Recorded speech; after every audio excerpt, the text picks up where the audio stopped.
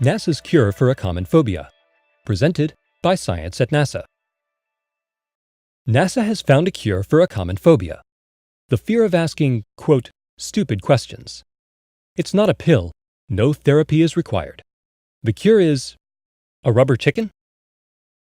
School kids, and even their teachers, can find themselves tongue-tied when they come face-to-face with an astronaut or astrophysicist. This can make it more difficult for NASA to reach out, inspire, and educate. But nobody's afraid to talk to a rubber chicken, says Romeo Dersher of Stanford University, executive secretary for a NASA ambassador named Camilla, who's taking classrooms by storm. Camilla knows there's no such thing as a stupid question, says Dersher. Outfitted in her own personal spacesuit, Camilla travels far and wide to meet with kids at schools, science centers, and even sci-fi conventions. She helps break the ice for astronauts and other space celebrities when they meet the general public. Camilla is the perfect NASA spokeschicken, says astronaut Clayton Anderson. I'm one of her biggest fans. Always a big hit with the kids. She makes science, engineering, technology, and math seem appealing, not threatening, to youth of all ages. Camilla's willing to go almost anywhere for science. Earlier this year, she flew to the edge of space to investigate a solar radiation storm. A group of high school students in Bishop, California attached radiation sensors to Camilla and sent her into the storm clinging to the payload of a helium balloon. She flew so high, 124,000 feet on one flight, that the daytime sky turned as black as night.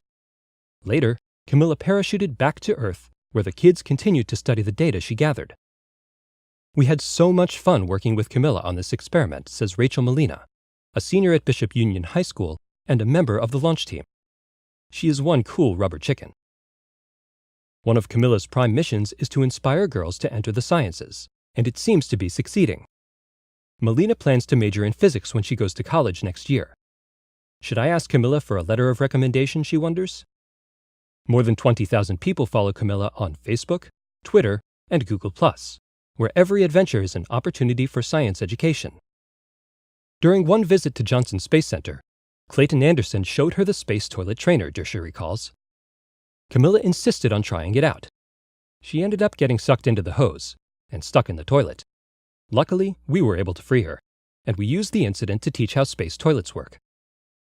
On November 14, 2012, Camilla will be in Australia to observe a total eclipse of the sun.